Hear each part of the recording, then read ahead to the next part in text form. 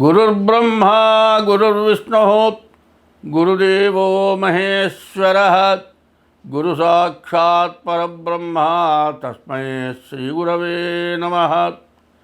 అగజానన పద్మార్కం గజానన మహర్నిశం అనేకదం త్వం భక్తానాం ఏకదంతముపాస్మహే.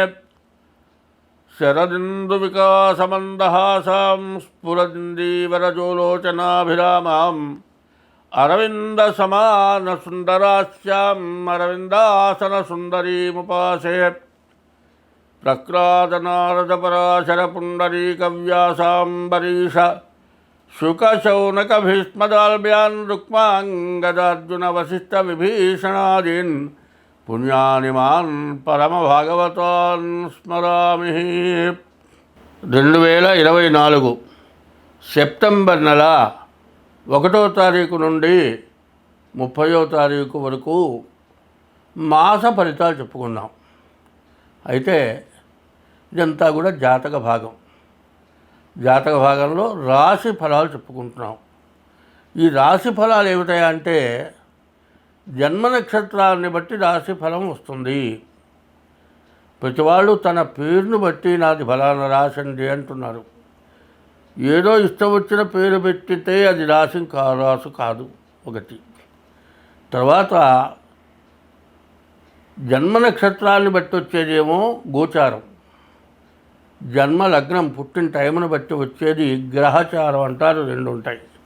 ఈ 2 కాక 3వది పోతుందండి. కొంత మనం ధర్మమైన సంపాదన అధర్మమైన సంపాదన 2 ఉన్నాయి. అధర్మమైన సంపాదన వల్ల మనకు గ్రహచారాలు గోచారాలు వస్తున్నాయి. ఈ పాపం వల్ల బాధలు పడుతున్నాం. ఈ పాపం వల్లే సమస్యలు వస్తున్నాయి. కాబట్టి ఈ పాపం ఏమిటో ముందు ఒక్కసారి చెప్పుకుందాం. అది చెప్పుకొని మరి జాతకాలు చూపించుకోవాల్సిందే, జాతకాలు చూడాల్సిందే, దైవాన్ని పూజించాల్సిందే, దైవాన్ని నమ్మాల్సిందే. దైవం అనేవాడు ఖచ్చితంగా ఉన్నాడు. జ్యోతిష్యం అంతకంటే ఖచ్చితంగా ఉన్నది. ఇందులో లేనిది ఏమీ లేదు. కానీ ఆశ అనేది దొడ్డది, దురాశ. ఆశకి మితమైనటువంటి ఆశ కావాలి. తర్వాత ఎంత సంపాదించినా రోజు తినే ఆహారం కోసం తప్పితే సంపాదించిన మొత్తం మనం తింటామా? లక్షలో కోట్లో సంపాదించాం, అది మొత్తం తింటామా? మనం తినం. కానీ అన్నం అనేది మాత్రం పెట్టే భగవంతుడు పుట్టించిన వాడు ఆహారం పెట్టించే పుట్టాడు అనేది ఒక పద్యం ఉంది. అడవి పక్షులకెవ్వడాహారమిచ్చెను, మృగజాతికెవ్వడు మేత పెట్టే, వనచరాదులకు భోజనమెవ్వడిప్పించే, చెట్లకెవ్వడు నీళ్లు చేదిపోసే, స్త్రీల గర్భంబున శిశువునెవ్వడు పెంచే, పనులకెవ్వడు సంగె పరగపాలు, జీవకోట్లను పోషింపనివి కానీ వేరే ఒక దాత లేదయ్య వెతకి చూడ. భూషణ వికాస శ్రీ ధర్మపుర నివాస, దుష్ట సంహార నరసింహ దురిత దూర. మానవుడు జన్మ ఎత్తిన తర్వాత పుట్టినటువంటి వాడికి ప్రతివాడికి భగవంతుడు ఆహారం ఇచ్చి పుట్టించాడు. ఆహారం లేక మరణించడం అంటూ జరగదు. అయితే ప్రతి పుట్టినవాడికి కూడా ఆహారం ఉంది. కానీ రేపు అనే రోజుకేదో సంపాదించుకోవాలని దురాశతోటి ఎన్నో పాప పనులు చేస్తున్నారు. కడుపులో ఉన్న గర్భంలో ఉన్నటువంటి పసిబిడ్డకు పరుపులేశారా, పక్కలేశారా, పాలిచ్చారా? పుట్టగానే భూమి మీద పడ్డ బిడ్డకి మెత్తటి గుడ్డలు కావాలి, చుట్టూ అటు ఇటు చల్లదనకూడదు, కప్పుకుంటానికి గుడ్డ కావాలి, మెత్తటి పక్క కావాలి. ఇన్ని వేస్తున్నాం. తల్లి గర్భంలో ఉన్నటువంటి శిశువుకి ఎవరిచ్చారు? దేవుడే ఇచ్చాడు. అట్లాగే పశువులకు కూడా ఆహారం ఆయనే ఇచ్చాడు. పావులకి పాలెవరన్నా పోసారా? ఏ జీవరాశికైనా ఆహారం అనేది భగవంతుడు ఇచ్చాడు. భగవంతుడు ఇచ్చే జన్మనిచ్చాడు. కానీ దురాశ వల్ల ఎంతో సంపాదించాలని చిన్నవాడిని పెద్దవాడు కొట్టి, పెద్దవాడిని ఇంకా పెద్దవాడు కొట్టి, ఇంకా పెద్దవాడిని ఇంకా పెద్దవాడు కొట్టి, ఒక రాజ్యాధిపతి ఇంకో రాజ్యం కాజేయాలని ఇట్లా దురాశతో దుర్మార్గంగా బలం తక్కువ వాడిని బలం ఎక్కువ గలవాడు ఏదో రకంగా వేధించి దురాశ వల్ల ధనాన్ని సంపాదించి హింస పెట్టి బాధలు పడుతూ ఉన్నాం. ఈ హింసకి తక్కువ వాళ్ళందరూ కూడా బాధలు పడుతూ ఉన్నారు. ఆ బాధలు పడేటువంటి బాధల వల్ల వచ్చేటువంటి పాపం ఎవరైతే హింస పెడతారో వాళ్ళకి ఆ బాధలు వస్తాయి. కాబట్టి రకరకాలైన యుద్ధాలు జరుగుతున్నాయి, రకరకాలైన గొడవలు జరుగుతున్నాయి. వీటి వల్ల మనం చాలా బాధలు పడుతున్నాం. కాబట్టి ఎప్పుడు కూడా ఎవరికి వాళ్ళు మనము సత్యధర్మాలకు కట్టుబడదాం, మనం తప్పు చేయకుండా ఉందాం, మన చేతనైన సహాయం కూడా చేద్దాం అని ఎవరికి వాళ్ళు అనుకుంటే ఇంకోళ్ళు మననేం చేయలేరు, భగవంతుడు మనని రక్షిస్తాడు. కాబట్టి ఈ పద్యం అర్థం అది. కారణం ఏంటంటే ఎవరో హింసిస్తున్నారు అనుకునేటప్పుడు మనం హింసకి పోకూడదు, ఏ నోరు లేని జీవరాశిని కూడా హింసించకూడదు. ఈ పద్యం అది అర్థం. అడవి పక్షులకు ఎవరు ఆహారం ఇచ్చారు? అడవిలో ఉన్న పక్షులకు ఎవరన్నా ఆహారం ఇచ్చారా? అడవిలో ఉన్న మృగాలకు ఎవరన్నా ఆహారం పెట్టారా? వనంలో తిరిగేటువంటి వాటికి ఎవరన్నా ఆహారం పెట్టారా? వనచరాదులకు భోజనం, చెట్లకు వాడు నీళ్ళు చేతి పోసే పెద్ద పెద్ద వృక్షాలకి మామిడి పండ్లు, చింతకాయలు, మరి బత్తాయికాయలు, నారింజకాయలు, ఇట్లాంటి కమలాఫలాలు, ఇట్లాంటి పళ్ళు ఒక్కొక్క చెట్టుకు కొన్ని వందలు వస్తున్నాయి. ఆ వృక్షాలకు ఎవరన్నా నీళ్లు పోసారా? మరి స్త్రీల గర్భంలో ఉన్నటువంటి శిశువుని ఎవరన్నా పెంచారా? స్త్రీల గర్భంబున శిశువుని ఎవరు పెంచే? పాములకు ఎవరన్నా పాలు పోసారా? ఇట్లా ప్రతి జీవరాశికి కూడా భగవంతుడు ఆహారం ఇచ్చాడు, బ్రతుకు తెరువునిచ్చాడు అని మనం అర్థం చేసుకొని మనం మన తినటానికి తిండి ఉంటే చాలు. తిన్న తర్వాత సుఖంగా నిద్రపోతాడు. అడుక్కు తినేవాడు ఉన్నాడు, ఎక్కడో అడుక్కుంటాడు, ఒక అరుగు మీద హాయిగా నిద్రపోతాడు. కానీ విపరీతంగా సంపాదిస్తే దొంగలు పడతారు, మన ఎవరన్నా వచ్చి కడతారు, మన దగ్గర కాజేస్తారు. ఇట్లాంటి భయాలు ఎక్కువయ్యి మనిషి ఎప్పుడూ కూడా ఆలోచన పెరిగి, మరి ఆలోచన వల్ల బీపీ పెరిగి హార్ట్ అటాకులు వచ్చి రకరకాల సమస్యలు పడుతూ ఉన్నారు. కాబట్టి ఇటువంటి దాని నుంచి మనం తప్పించుకుందామనే ఉద్దేశంతో నరసింహ శతకంలో, ఎక్కడ ధర్మపురి నరసింహ శతకంలో చెప్పిన పద్యం ఇది.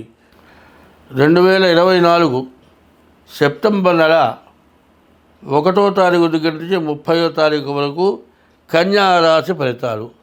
కన్యా మిథునయోర్బుధ. ఈ కన్యా మిథునాలకి బుధుడు అధిపతి.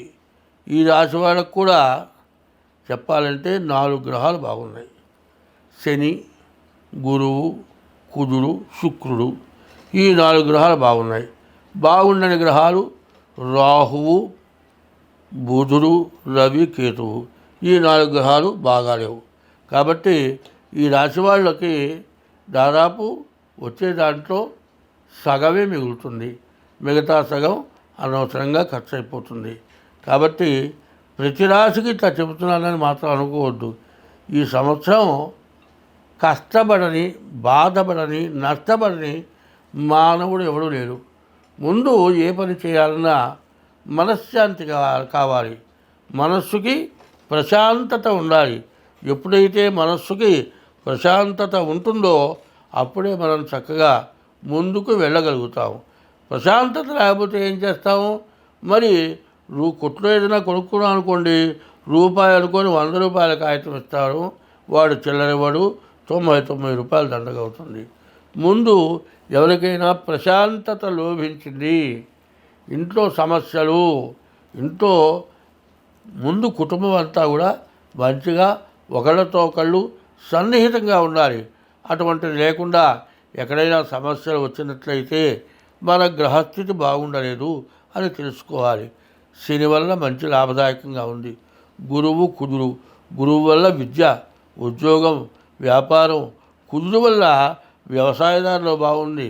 శని వల్ల మోటార్ ఫీల్డ్ వాళ్ళకి ఇనుముకి సంబంధించిన లేత్ మిషన్లు కానీ, ఇళ్ళ స్లాబులు వేయటానికి పనికొచ్చే ఐరన్ కానీ, మరి ఇట్లాంటి హౌస్కి ఇళ్ళకి సంబంధించినటువంటి పనులు చేసేవాళ్ళు, సిమెంటు, ఇసుక, బిల్డర్సు, తర్వాత మరి ఇప్పుడు స్థలాలు అమ్మకం చేసే బ్రోకర్స్కి కానీ అందరికీ కూడా శని వల్ల బాగుంది. గురువు వల్ల చదువుకున్నటువంటి పిల్లలు మంచి ఉత్తీర్ణులు అవుతారు ఈ నెలలో.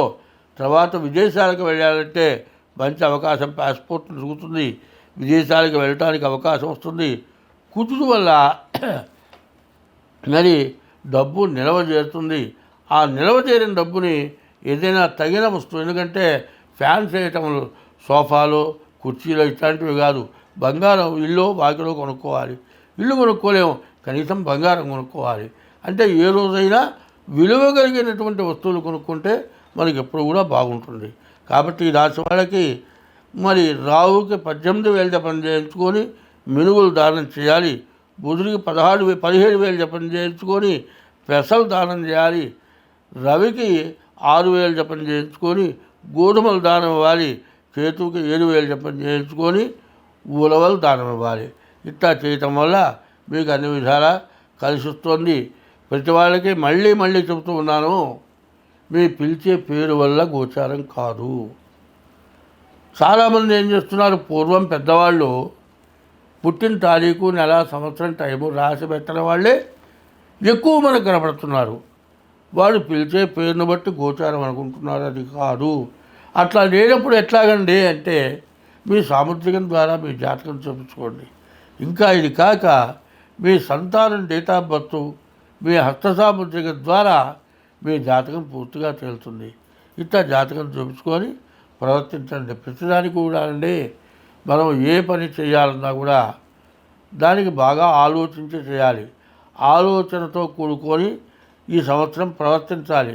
ఏమంటే నూలుగుడ్డు కనుక్కుంటే చొక్కానే అవుతుంది, అదే పట్టు చొక్కా కూడా ఉంది, అది కూడా బాగా ఖరీదవుతుంది.